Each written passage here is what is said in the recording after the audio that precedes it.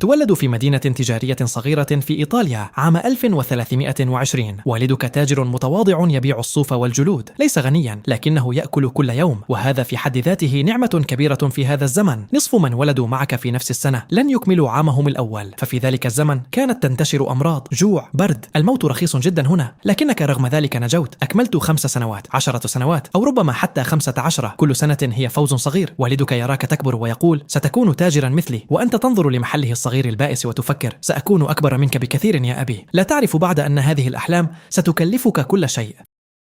في سن 13 ينتهي وقت اللعب. والدك يأخذك لمحله ويقول من اليوم أنت تعمل، لا مدرسة، لا راحة، فقط عمل. تبدأ من الصفر، تنظف المحل، تحمل البضائع، تجلس وتراقب والدك وهو يتفاوض مع الزبائن، تتعلم الحسابات، القراءة، الكتابة، ليس لأنك تحب التعلم، بل لأن التاجر الأمي يتم سرقته بسهولة. والسرقة هنا ليست فقط من اللصوص. أول درس يعلمك إياه والدك: لا تثق بأحد، لا بالبائع، لا بالمشتري، لا بالشريك. الجميع يريد أن يكسب على حسابك. تظن أنه يبالغ، بعد سنوات ستعرف أنه كان متفائلا جدا ويريد مصلحتك فقط. ثاني درس: كيف تفحص البضائع؟ الصوف الجيد من الرديء، الجلد الأصلي من المغشوش، القماش المصبوغ جيدا من الذي سيبهت بعد غسلة واحدة. يعطيك قطعا مختلفة، يجعلك تلمسها، تشمها، تمدها. يدك يجب أن تعرف البضاعة قبل أن تسأل عنها. ثالث درس والأهم: كيف تبيع؟ كيف تتكلم مع الزبون؟ كيف تمدح البضاعة دون أن تكذب؟ كيف تبدو واثقا حتى وأنت خائف؟ كيف تعرف متى الزبون مستعد للدفع؟ البيع نصفه كلام ونصفه صمت في الوقت الصحيح. رابع درس وهو الأكثر قسوة: الضرائب. في كل مرة تدخل مدينة ببضاعة تدفع ضريبة. إذا عبرت جسرا تدفع ضريبة. تمشي على طريق قصير تدفع ضريبة. تبيع في السوق تدفع ضريبة. أنت تدفع الضرائب طوال الوقت. للكنيسة جزء، للحارس جزء، للنبيل جزء، للمدينة جزء. تظل تدفع حتى تصل بضاعتك لزبونها، وفجأة تجد نفسك دفعت ضرائب في 20 مكان. هذه ليست مبالغة، هناك بالفعل وثائق تاريخية حقيقية من القرن الرابع عشر تظهر أن التاجر حتى يسافر من البندقية لباريس كان يمر بأكثر من 60 نقطة ضريبة على الطريق. سحقة. ما الذي يعنيه هذا بالضبط؟ إنها سرقة وتجارة كاذبة.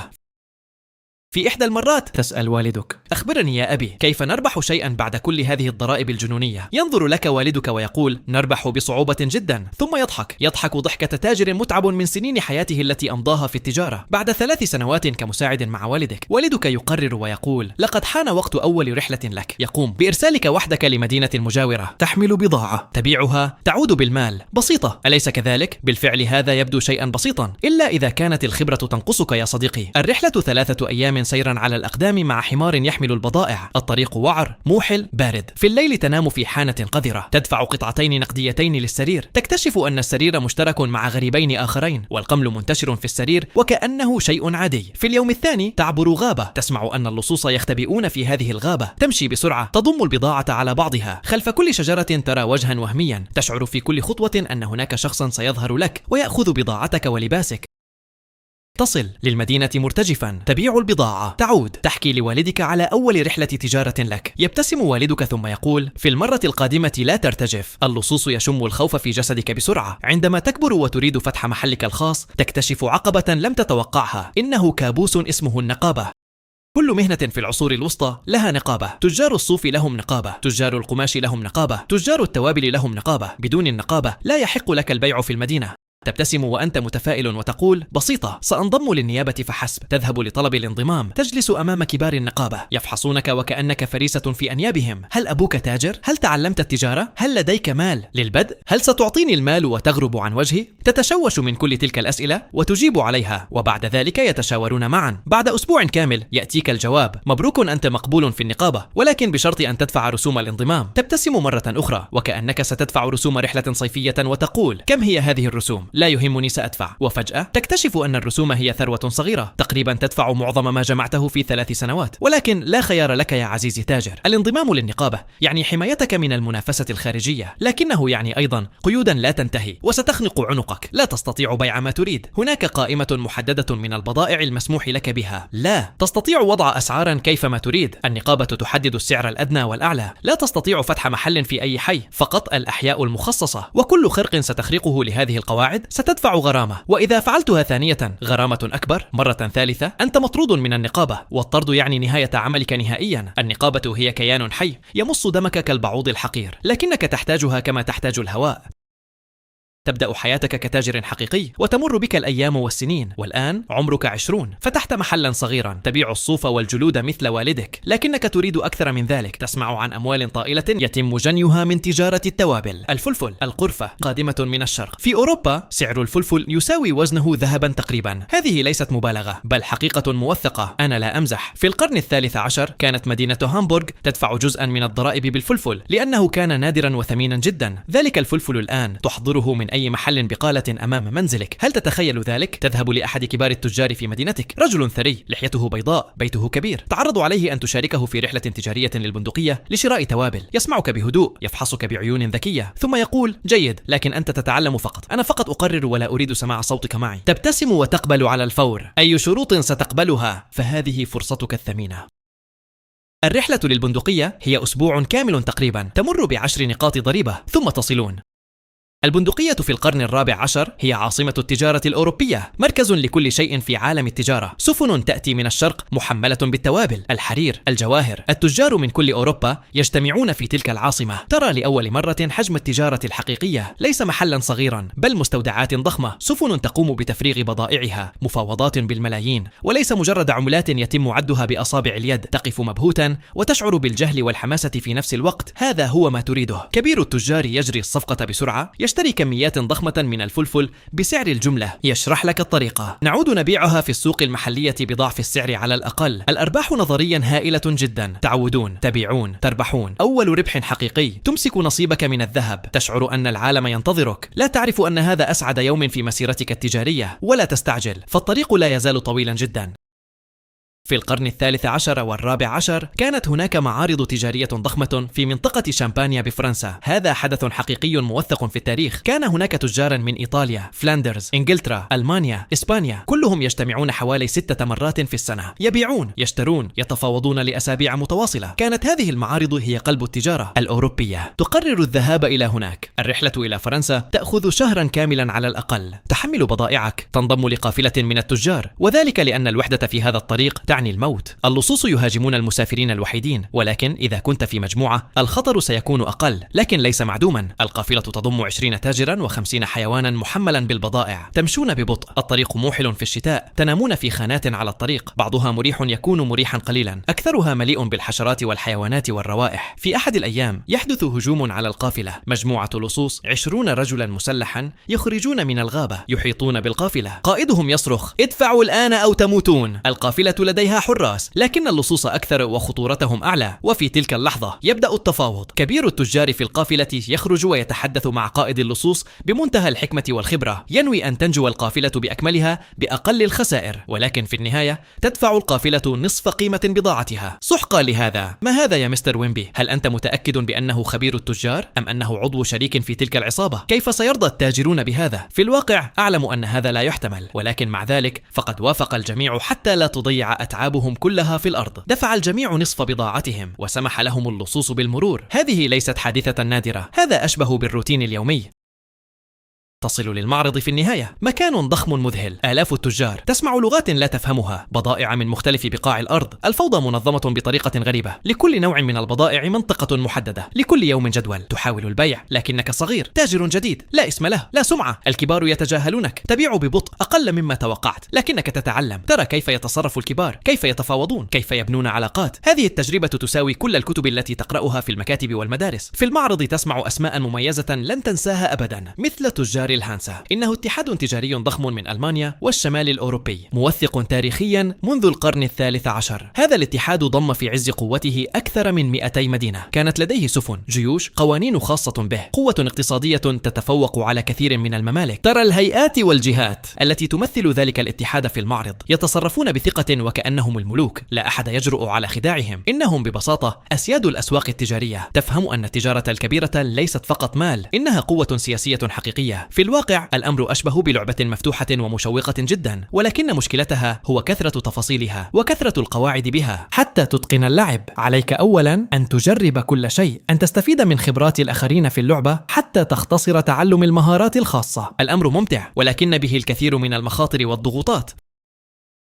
تعود من المعرض بأرباح متواضعة، ولكن هذا ليس مهما الآن. الأرباح الحقيقية هي الخبرة الضخمة التي جنيتها من هناك. تقرر التوسع، لكن تواجهك مشكلة: ليس لديك مال كاف لشراء كميات كبيرة كما يفعل كبار التاجرين. وهنا تتعلم كنزا أسود: إنه النظام الذي بنى التجارة الأوروبية وهدمها في نفس الوقت، إنه الائتمان. فالتجار الإيطاليون في القرن الثالث عشر اخترعوا أداة ثورية، إنه يدعى خطاب الاعتماد، أو ما كانوا يسمونه لتيرا دي كامبيو. الفكرة بسيطة جدا يا أصدقائي. بدلا من حمل كميات ضخمة من الذهب في طريق خطير قد تفقد فيه نصف بضاعتك، تأخذ ورقة من مصرف في مدينتك، تذهب لمدينة أخرى، تعطي الورقة لمصرف آخر يعطيك المال، وفيما بعد يقوم المصرفان بتصفية حساباتهم فيما بينهم. هذا النظام الموثق تاريخيا قام بتغيير شكل التجارة الأوروبية كليا.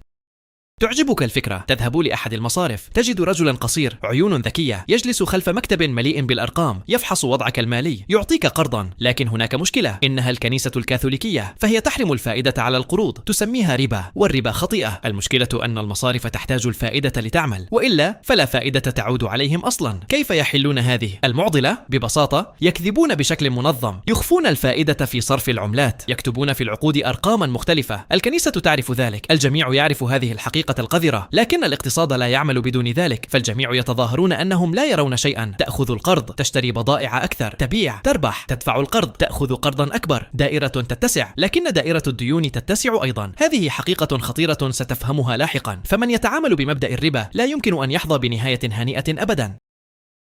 تمر السنوات والأيام وأنت سعيد بدائرة الأرباح التي تجنيها، لكن تتفاجأ بالصدمة الكبرى في عام 1347. ستظل هذه السنة منقوشة في ذاكرتك إذا عشت لتتذكرها. فاصل صغير قبل أن أكمل. بالطبع أيها الويمبيون، تعرفون أنني قمت بنشر منشور أخبركم فيه بأن تكتبوا أفكاركم لسلسلة فيديوهات جديدة، والتعليق الذي سيحصل على أكثر عدد لايكات سأنفذ فكرته. وقد كتبتم أفكارا مذهلة، وسأعرض لكم أكثر 3 تعليقات حصلت على لايكات. صاحب المركز الأول هو مستر ويمبي.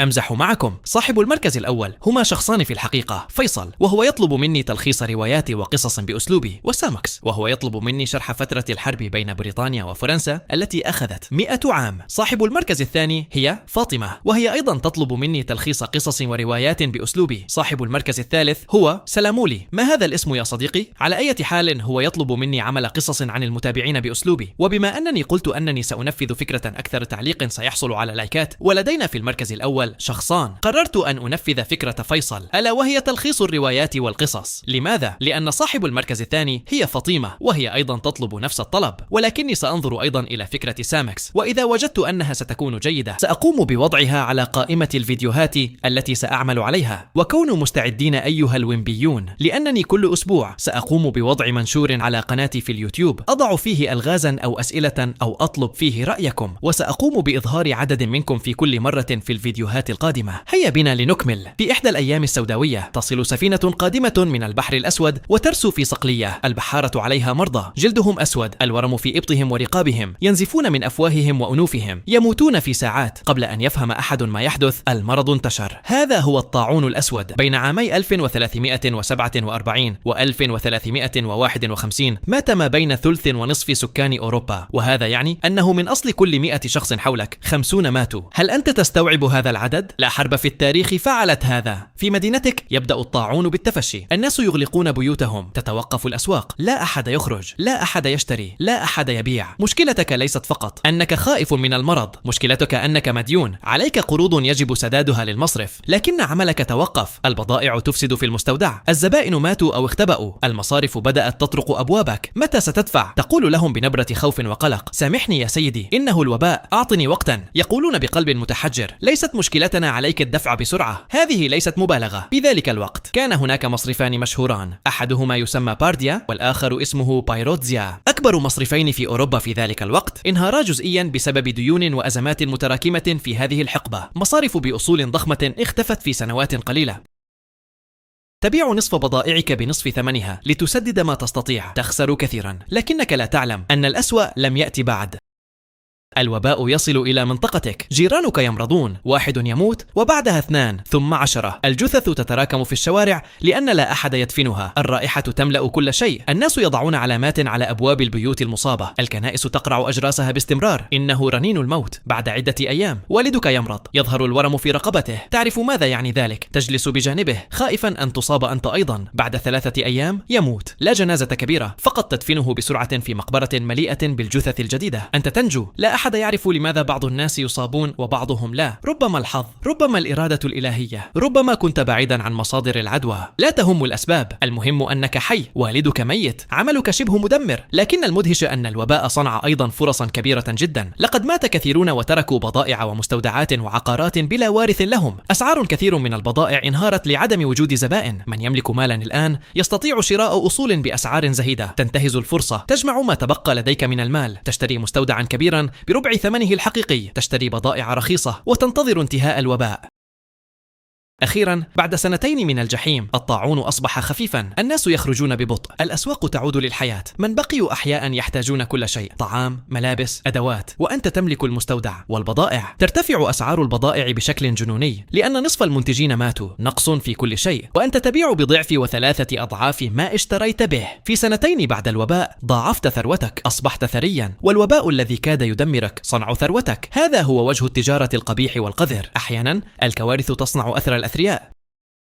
بعد الوباء عملك ينمو، لكنك وحيد، تحتاج شريكا، شخص يشاركك المخاطر والمكاسب، يساعدك في إدارة الأعمال المتوسعة، تجد شخصا مناسبا، صديق قديم، معرفة جيدة، يبدو أمينا، تكتبون عقدا، تقتسمون الأرباح النصف بالنصف، تثقون ببعضكم. في البداية كل شيء رائع، العمل يتوسع، تفتحون فرعا في مدينة أخرى، ترسله ليديره، الأموال تأتي بانتظام، الحياة تبدو جيدة، ثم تبدأ أرقام صغيرة لا تتطابق مع الأرباح، فرق بسيط هنا وهناك، تسأل صديقك عن سبب ذلك، يبدأ بالشرح لك ويفسر سبب هذا النقص، تقتنع بكلامه في البداية، لكن الفرق يتكرر مرة أخرى وأخرى، تبدأ تشك، ترسل شخصا موثوقا ليراقب الفرع بدون علم شريكك، يعود بالخبر، شريكك يحتفظ بجزء من الأرباح لنفسه، يبيع بعض البضائع ويضع ثمنها في جيبه، يفعل ذلك منذ أشهر، تقرر أن تواجهه، في البداية ينكر لك كل شيء، تريه الأدلة القاطعة، يصمت ولا يجيب، ثم يقول بكل ثقة وتبجح: أنا أعمل أكثر منك في هذا الفرع، تشعر بالغيظ والقرف من هذا الأحمق الطماع، تقرر أن تنهي الشراكة، تحاسبه بالأرقام،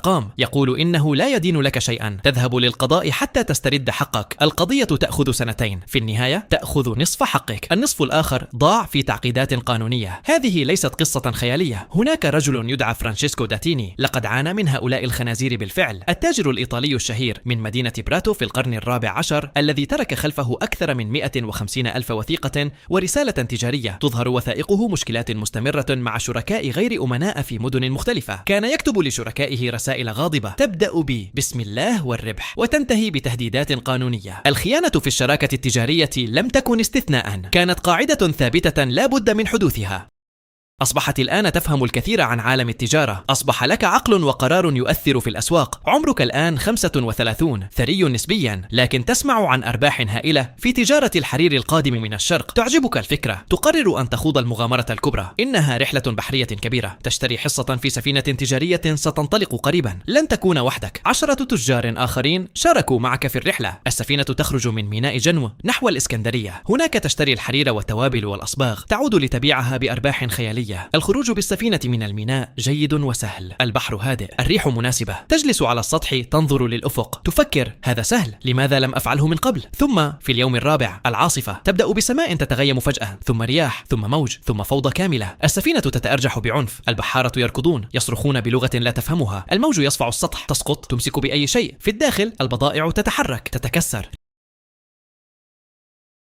الظلام والرياح والماء من كل اتجاه، الكابتن يصرخ بالأوامر، لا تعرف إذا كانوا ينجون أم يغرقون، العاصفة تستمر 12 ساعة، 12 ساعة من الجحيم، في الفجر تهدأ، تنظر حولك، السفينة سليمة، الجميع أحياء، ولكن أغلب البضائع قد تلفت من الماء. الكوارث البحرية في العصور الوسطى لم تكن نادرة، سجلات التأمين البحري الإيطالية من القرن الرابع عشر وهي موثقة تاريخيا، تظهر أن ما بين 5% و10% من السفن التجارية 10 سفن كل سنة من كل 100 لا تعود، وما يحدث لبضائعها وتجارها يصبح قصة يحكيها الآخرون أو لا يحكيها أحد. تصل للإسكندرية، مدينة مختلفة تماما، ناس مختلفون، لغة مختلفة، قواعد مختلفة. هنا التاجر الأوروبي ضيف مسموح له بالتجارة في منطقة محددة فقط، لا يدخل بقية المدينة، لا يتصرف كيف يريد، يخضع لقواعد المدينة. تبدأ المفاوضات، تجدها صعبة جدا. التجار المحليون أذكى منك في سوقهم، يعرفون أسعار الحرير أفضل منك، يعرفون متى تكون يائسا، يرفعون الأسعار. تفاوض لأيام، في النهاية تشتري بسعر مقبول، ليس رائعا لكن مقبولا. في طريق العودة تواجه مشكلة جديدة، إنها قراصنة البحر، سفينة تقترب بسرعة، على سطحها رجال مسلحون. البحارة يعرفون ماذا يعني هذا. القراصنة في البحر المتوسط كانوا مشكلة حقيقية تم توثيقها طوال العصور الوسطى. مناطق مثل جنو والبندقية وبيزا كلها لديها سجلات ضخمة لهجمات قرصنة على تجارها. في بعض السنوات حكمت مدينة جنوة 100 قضية قرصنة في سنة واحدة. السفينة تسرع، القراصنة يسرعون أكثر، البحارة يتحضرون للدفاع، يوزعون أسلحة، تمسك سيفا لا تعرف كيف تستخدمه جيدا، لكن في آخر لحظة ريح قوية تصيب شراعكم، السفينة تتسارع، القراصنة يبتعدون ببطء، تنجون، تصل للميناء أخيرا منهكا خائفا، تقوم بحساب أرباحك بعد تكاليف البضائع، رسوم السفينة، الضرائب في كل ميناء، تكلفة البضائع التالفة في العاصفة، الرسوم في الإسكندرية، ورسوم الميناء عند الوصول. ربحت القليل، أقل بكثير مما توقعت. سحقا لهذا تتعلم الدرس جيدا. قررت من تلك اللحظة التجارة البرية أسهل، البحر يريد روحك وسيجلب لك سكتة قلبية. السنوات تمر، عمرك 45 عاما الآن، لم تعد مجرد تاجر فحسب، عملك دؤوب، صفقات ذكية، ثروة تتراكم ببطء وذكاء. أصبحت من كبار التجار في مدينتك، لديك مستودعات في 3 مدن، وكلاء يعملون لك في 10 مدن أخرى، وثروة لا بأس بها. الجميع يعرفك، النبلاء يدعونك لولائمهم وحفلاتهم، الكنيسة تطلب تبرعاتك، المدينة تستشيرك في الشؤون التجارية. وصلت إلى حلمك أخيرا، لكن أن تكون ثريا في العصور الوسطى يعني أنك هدف يتم استهدافه من جميع الجهات. أولا الكنيسة، رجال الدين يعظون الناس ضد الثروة والتجار، يقولون إن التاجر الثري خاطئ أمام الله، أخذ الفائدة خطيئة. الكسب من التجارة خطيئة إذا كان مبالغا فيه، يتم إجبارك على التبرع بأموال ضخمة لبناء الكنائس والأديرة، ليس لأنك تريد بل لأنك تخاف من جهنم التي يصفونها وأنت قريب منها. هذا حقيقي تماما. التاجر فرانشيسكو داتيني الذي ذكرناه سابقا مات عام 1410 وترك كل ثروته التي تجاوزت 70,000 فلورين لمؤسسة خيرية لأنه خاف من الحساب. قضى سنواته الأخيرة يكفر عن ثروة جمعها بالربا المخفي. في إحدى رسائله الموثقة كتب: أنا مثقل بالذنوب أكثر من أي رجل آخر.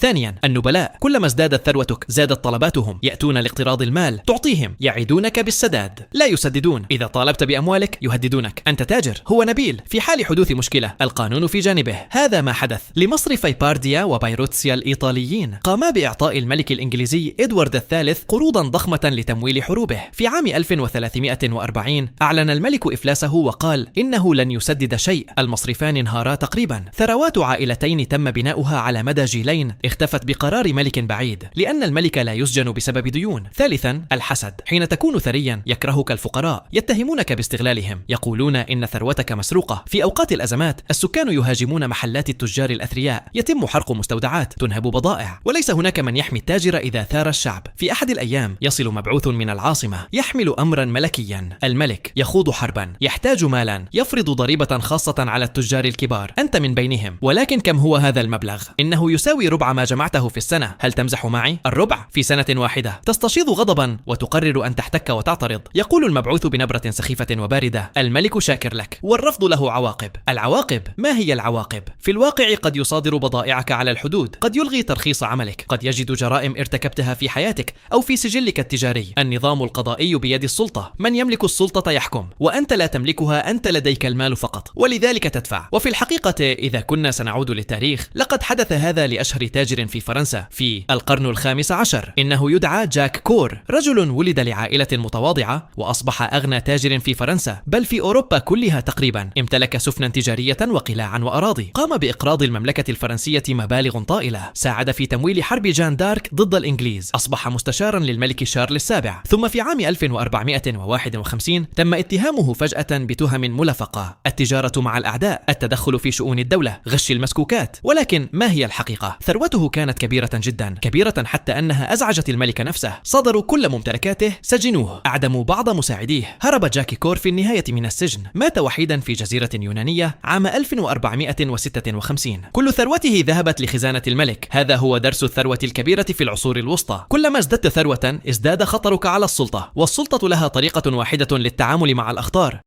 عمرك 60، جسمك متعب، 40 سنة من السفر، التوتر، الصفقات، المخاوف، ظهرك لا يستقيم، أسنانك تسقط، بصرك يضعف، لكن عقلك لا يزال يعمل. تجلس تحاسب نفسك: ماذا فعلت؟ ماذا جمعت؟ إلى أين سأذهب؟ لديك ثروة، نعم صحيح، أصغر مما كانت قبل 5 سنوات بعد الضريبة الملكية وبعض الصفقات الفاشلة، لكنها لا تزال تكفي. لديك بيت كبير، زوجة صبورة رأتك تغيب شهورا كل سنة وتتعايش مع أوضاعك، أبناء لا تعرفهم جيدا لأنك كنت دائما في الطريق. لديك سمعة، وهذه السمعة بنيتها في 40 سنة، ومن الممكن أن تهدمها في قرار واحد خاطئ. وفجأة تظهر مشكلة لم تتوقعها. وكيلك في مدينة بعيدة مات فجأة، وكيل آخر خانك وهرب، وفي نفس الوقت تتفاجأ بوصول خبر مقرف: القافلة التي أرسلتها بشحنة كبيرة تم نهبها من اللصوص، كل البضاعة ضاعت، 3 كوارث في شهر واحد، ديونك أكثر من أصولك الجاهزة، تحتاج وقتا لتبيع بعض الأصول وتسدد، تذهب للمصرف، تشرح لهم أوضاعك، يقولون بكل برود: لديك أسبوعان فقط، تبدأ ببيع ما يمكن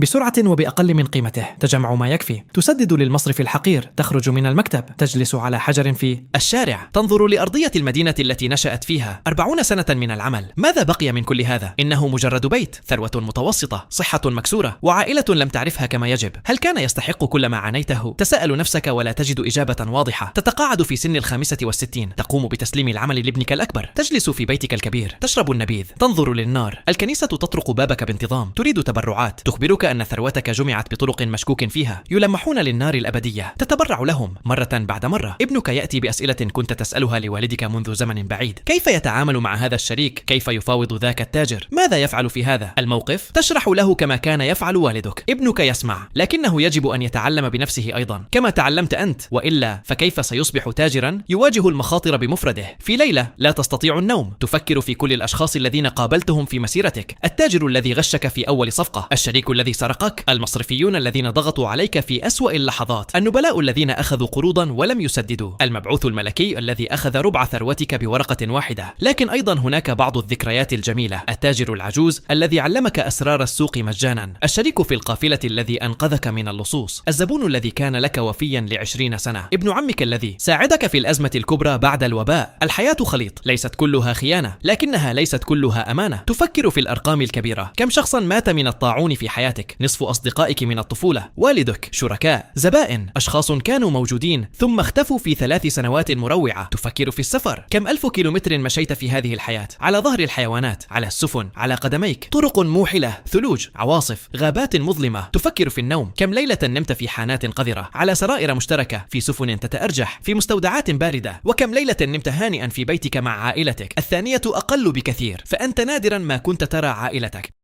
تموت في سن 72، عمر جيد لرجل في هذا الزمن. معظم الذين ولدوا معك ماتوا قبلك بعقود، يقيمون لك جنازة محترمة. الكنيسة كريمة لأنك تبرعت كثيرا، النقابة ترسل ممثليها، بعض النبلاء يحضرون، الناس في المدينة يقولون: كان تاجرا شريفا، يبالغون قليلا، لكن لا بأس، ابنك يرث العمل، البيت، الثروة المتبقية. ينظر للدفاتر التجارية التي تركتها، آلاف الصفقات، رحلات، أرقام، 30 سنة من الحياة في أرقام على ورق، لكن الرسائل التي تركتها لابنك أكثر قيمة من الذهب. تعلمت هذا من التاجر فرانشيسكو داتيني، التاجر الإيطالي الحقيقي الذي عاش في هذا الزمن تقريبا، وترك 150,000 رسالة ووثيقة، اليوم محفوظة في أرشيف مدينة براتو، يدرسها المؤرخون ليفهموا كيف كانت الحياة التجارية في العصور الوسطى. كل خوف شعر به كتبه، كل صفقة، كل نكسة، كل فرحة. أنت أيضا تركت رسائل لابنك فيها كل ما تعلمته. لا تثق بالبسمة الأولى في التفاوض، الضريبة تسدد دائما. السؤال هو كم؟ الشريك الجيد يساوي ثروة، اعرف متى تبيع ومتى تنتظر. الجوع والخوف يصنعان التاجر، الراحة تفسده. عشت 73 عاما، 40 منها في التجارة. جمعت ثروة، فقدت جزءا منها. بنيت اسما، رأيت نصف من حولك يموتون بوباء. نجوت من عاصفة في البحر. دفعت ضرائب لا تعد. خنت وتمت خيانتك. أحببت العمل وكرهته. كانت حياة كاملة، مؤلمة، متعبة، مليئة بالخوف والقلق، لكنها حياة، وليست أسوأ من كثير من الحيوات الممكنة في ذلك الزمن. على الأقل لم تكن جنديا، ولم تكن فلاحا، ولم تكن عبدا. كنت تاجرا، رجلا يمشي بين العالمين، بين الفقر والثروة، بين الحياة والخطر، بين الأمل والخسارة. وهذا في النهاية كل ما كان عليه التاجر في العصور الوسطى، رجل يراهن بكل شيء كل يوم، ويأمل أن يكون الغد أفضل من أمس. أحيانا يكون وأحيانا لا يكون، ولكن الأهم من كل ذلك هو أن تحاول دائما أن تعيش نظيفا وشريفا بقدر الإمكان. والأهم من كل ذلك هو أن القروض هي الطاعون الأسود الحقيقي في حياة التاجر، فلتبني ثروتك خطوة بخطوة، وليس شرطا أن تكون فاحش الثراء. فإذا كنت مرتاح البال فهذا كنز ثمين لا يمتلكه الكثير في هذا الوقت. كان معكم مستر ويمبي، وأنا الآن سأغادر.